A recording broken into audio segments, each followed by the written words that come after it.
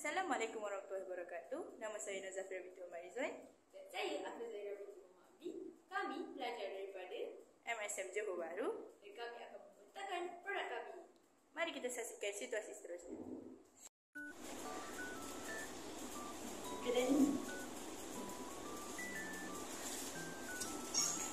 Kejap.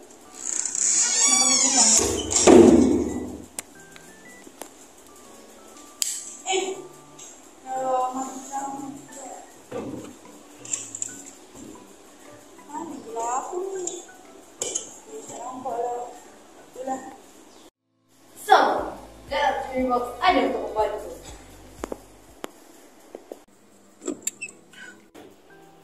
Wah, mana nak yang cari?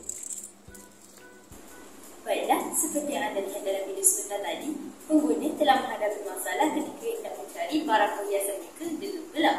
Cara yang pernah membaikkannya ialah kami telah menghasilkan line up jewelry box yang akan menyala apabila penutup kotak dibuka.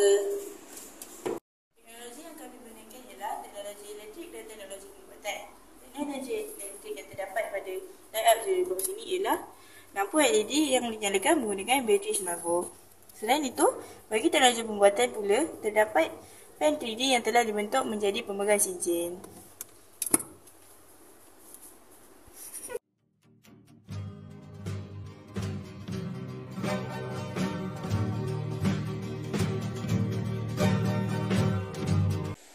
Terdapat beberapa cara bagi mengkomersialkan produk kami. Antaranya ialah menyediakannya dengan pelbagai warna dan pelbagai saiz bagi dapat menepati cita rasa pengguna. Selain itu, kita juga boleh menjualnya di kedai-kedai yang menjual barang kemas dan barang perhiasan. Dan akhir sekali kita boleh memasarkannya di media sosial agar dapat meluasi pasaran dunia.